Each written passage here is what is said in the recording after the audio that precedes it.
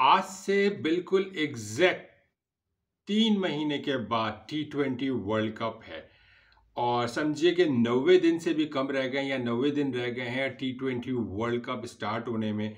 और अगर हम हमारी टीम की कारकर्दगी की बात करें, खासतौर पे मैं फास्ट बॉलर्स की बात करूं, तो ऐसा लग रहा है कि हमारा जो डोमेस्टिक स्ट्रक्चर है या हमारे जो नई खेप है वो बहुत बुरी तरीके से मुतासर हो रही है। और कोई भी अच्छा टैलेंट पाकिस्तान में नहीं आ रहा है।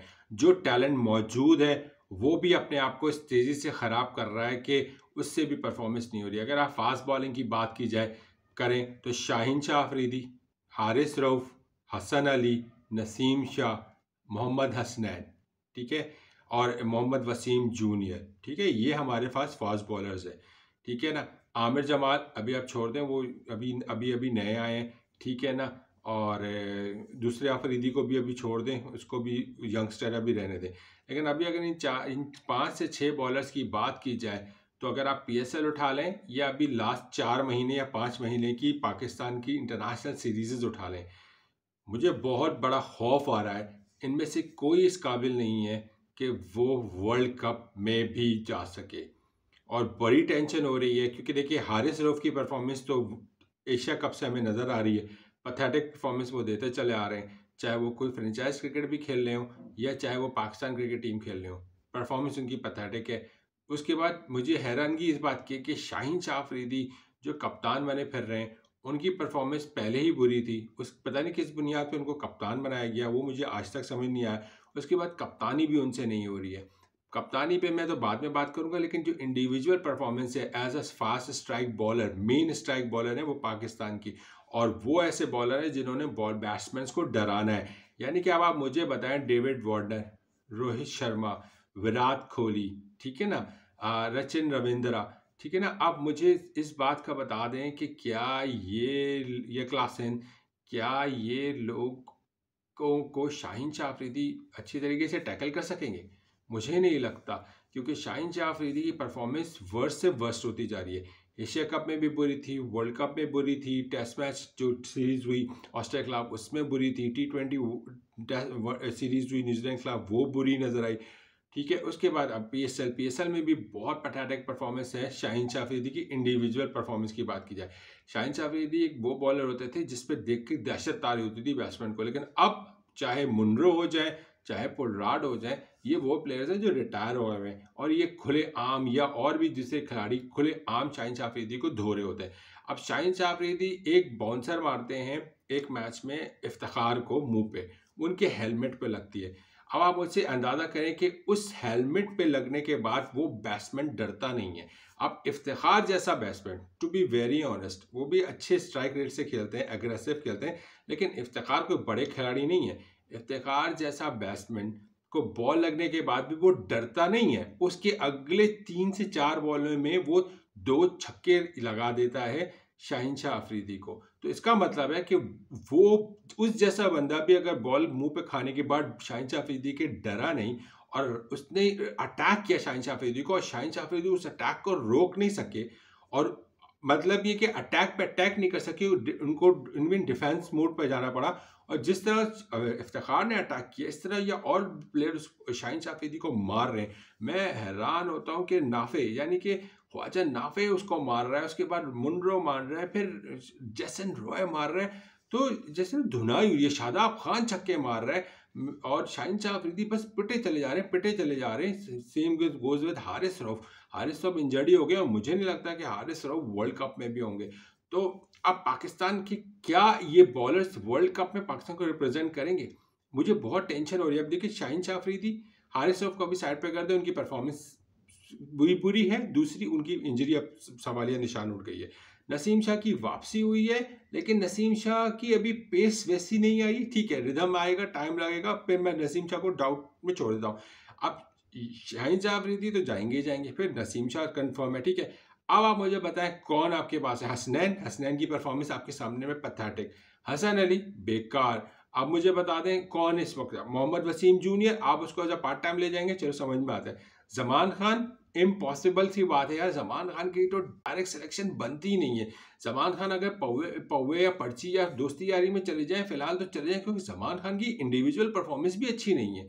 तो अब जमान खान को मेरिट पे कैसे परफॉर्मेंस दी? हाँ, जमान खान अगर अभी ये जब आईपीएल पीएसएल खत्म हो जाएगा और आईपीएल शुरू होगा, तो जब न्यूजीलैंड अपनी डी टीम भेजेगी, यानी कि ए बी सी टीम भी नहीं भेजेगी क्योंकि वो सारे खिलाड़ी आईपीएल में बिजी होंगे, तो वो जो डी टीम आएगी ना न्यूजीलैंड की पाकिस्तान में 5 T20 खेलने के लिए, जो कि मेरे ख्याल से 13 या 15 अप्रैल से शुरू है, तो उसमें हाँ जमान खान परफॉर्मेंस देख के अपने आप में ये मनवा सकते हैं कि हाँ यार मैंने न्यूजीलैंड की डी टीम के प्लेयर्स को आउट किया था, तो मैं बहुत बड़ा बॉलर बन गया, तो मेरी सिलेक्शन बन सकती है। अदरवाइज जमान खान में भी वो दमखम नहीं है। और अगर आप इंडिया की बात करें, इंडिया की बस कंप्लीट बैकअप तैयार है, और अभी से नहीं, समझे 6 महीने से तैयार है। बुमराह, सिराज, ठीक है ना, शामी भी मुझे लग रहा है वर्ल्ड कप से बाहर हो जाएंगे, ठीक है, शामी का बैकअप आपके सामने आ गया। आकाशदीप, मुकेश, अविनाश, ठीक है ना, हरदीप सिंह, कौन इनके पास मौजूद नहीं है और कौन इनका खिलाड़ी परफॉर्मेंस नहीं दे रहा? अगर शामी इंजर्ड है, शामी अगर वर्ल्ड कप से बाहर है, तो फिर उसकी जगह सिराज, बुमराह पहले ही से मौजूद है, फिर हरदीप सिंह मौजूद है, फिर अभी वो अविनाश भी मौजूद है, तो बहुत मुकेश भी मौजूद है।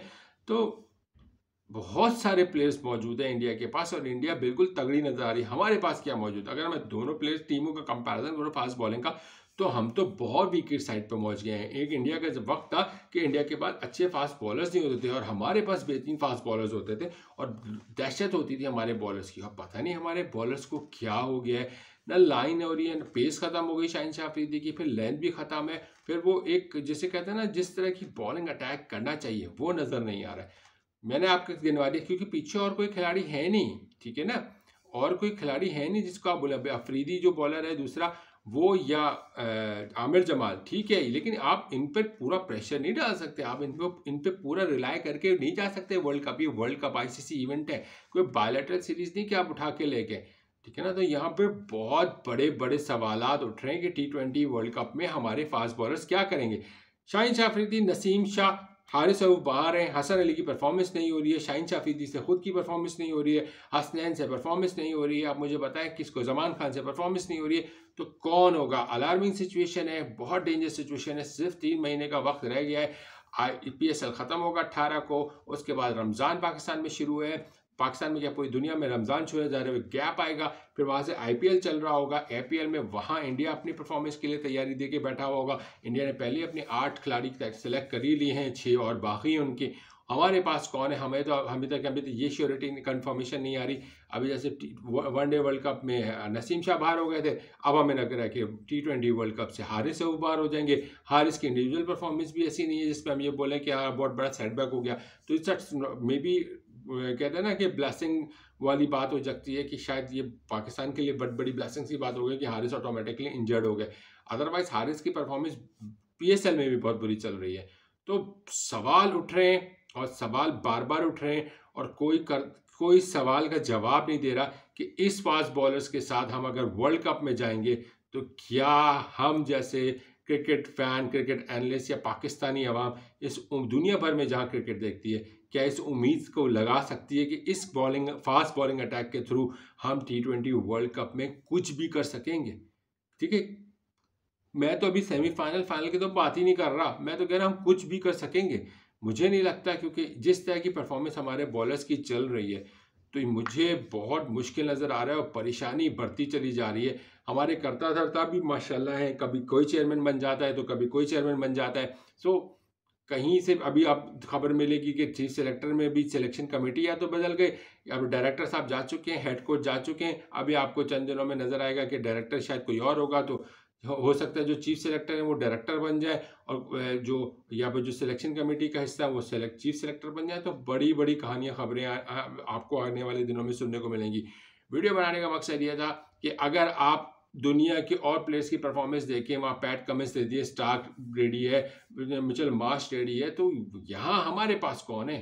हेजलवुड उधर मौजूद है, हमारे पास कौन मौजूद है? मेरे नहीं समझ में आ रहा कि हम इस तरह T20 वर्ल्ड कप में इन फास्ट बॉलर्स के थ्रू जाएंगे। तो यकीन कीजिए हमें Rohit Sharma, Shubman Gill, David Warner, Dave Smith, Head, कौन कौन किस किस का नाम लूँ, क्लासन किस किस का नाम लूँ, धो धो के हमें कूट डालेंगे। केन विलियमसन, जडेजा, मैं वो जडेजा कह रहा हूँ, सचिन रविंद्रा, सब लोग इतना मारेंगे कि आपकी सोच है। फिलिप्स है, बहुत प्लेयर्स ऐसे हैं जो हमारी हमारी बुड़कस बना सकते हैं। इस बॉलिंग अटैक के साथ तो मुझे बहुत मुश्किल लग रहा है पाकिस्तान का। पाकिस्तान क्रिकेट टीम को सोचना पड़ेगा, खिलाड़ियों को सोचना पड़ेगा कि आगे किस तरह चलाना है। हमारी कोई प्रिपरेशन नज़र नहीं आ रही है और सर पे वर्ल्ड कप है।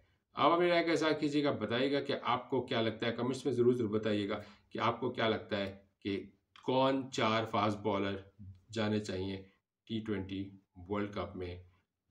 पास की परफॉर्मेंस मत देखिएगा, प्रेजेंट लास्ट 6 महीने की परफॉर्मेंस देख के ज़रूर कमेंट में रिप्लाई कीजिएगा। अपना बहुत ख्याल रखिएगा। अल्लाह हाफिज़।